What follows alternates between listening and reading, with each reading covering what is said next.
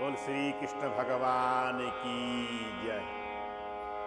जीवन में गुरु का बहुत भारी महात्मा है।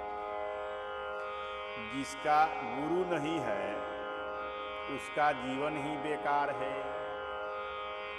उसके जीवन में कुछ भी होने जाने वाला नहीं है। और गुरु अगर हैं तो उसके लिए सब कुछ सुलभ है। इस लोक में भी सुलभ है और परलोक में भी सुलभ है। बिना गुरु के कभी मन स्थिर हो ही नहीं सकता है। जैसे उड़ी जहाज के पंछी फिर जहाज पे आवे वैसे ही मन जो है सो चंचल रहता है। बिना गुरु के तो भगवान की प्राप्ति हो ही नहीं सकती है। और बिना गुरु के संसार में कोई भी काम व्यक्ति स्थिर मन से भी नहीं कर सकता है। इसलिए हर क्षेत्र में कि गुरु के महात्मा है।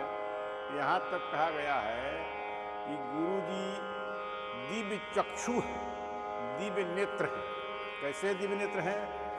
जैसे अंदर में जमीन के अंदर व्यक्ति मशीन लगा करके या जान जाता है कि यहाँ पर ये है, यहाँ पर ये है, यहाँ पर ये है।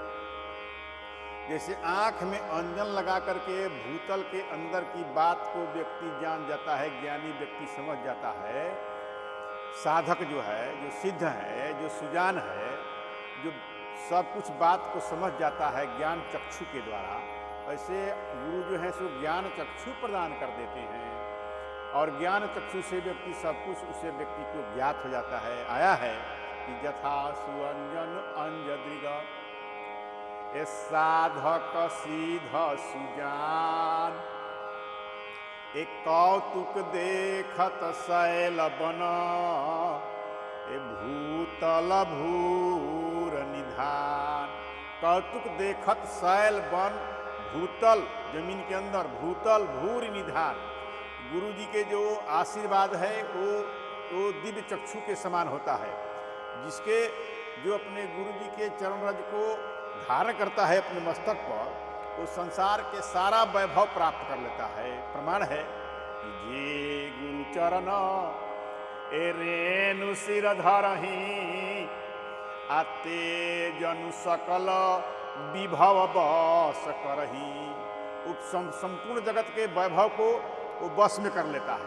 जो गुरु के चरणों के धूलि को जो अपने मस्तक पर धारण करता है, अर्थात आचार्य के प्रति अटूट श्रद्धा विश्वास करके रखता है, उससे संसार के सब वैभव को जो है सो वो अपने बस में कर लेता है।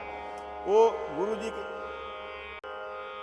के चरण रज के जो धूलि है वो जो है सो उसको स्मरण करने से दिव्य दृष्टि प्राप्त हो जाती है। और वो दिव्य दृष्टि संसार के सबसे पहले तो मोह से दूर कर देती है। जगत के जो मोह है जिसके चलते सुख दुख आदि व्यक्ति उसको अनुभव करता है, द्वंद्व सुख दुख आदि द्वंद्व में जो फंसा रहता है, वो मोह को जो है सो व्यक्ति तुरंत जो है सो त्याग देता है। तुरंत त्याग करके जो है सो वह ज्ञानी हो जाता है।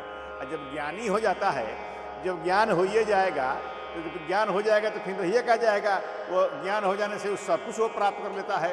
इसलिए संसार में गुरु के चरण के अनुराग के जैसे निरंतर प्रयत्नशील रहना चाहिए।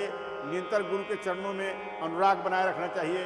ये प्रमाण है कि सब कुछ प्राप्त करता है। धर्म अर्थ काम मोक्ष जो चार पुरुषार्थ हैं, वो चारों पुरुषार्थ को व्यक्ति प्राप्त कर लेता है। जैसे दशरथ जी का प्रमाण है। दशरथ जी जो है सो दशरथ जी के कोई पुत्र नहीं था, दशरथ जी का पुत्र किसने दिलाया? गुरु जी ने दिलाया। गुरु वशिष्ठ जी ने दिलाया। गुरु वशिष्ठ के पास जाकर के आग्रह किए कि हमारा जो है समय बीत रहा है और जो है हमारा ये राज्य का अधिकारी कौन बनेगा, ये राजा बनेगा कौन, कोई होगा नहीं जो सो हमारा वंश नहीं होगा। तो गुरु वशिष्ठ जी ने युक्ति दी। गुरु वशिष्ठ ने युक्ति दी तो भगवान राम का जन्म हुआ। आया है कि जो कि दशरथ जी खुद कहे हैं कि महिषमय ए अनुभवहीन दूजा, कि मोहिषमय अनुभवहीन दूजे आ सब पायऊ रज पावनी पूजे।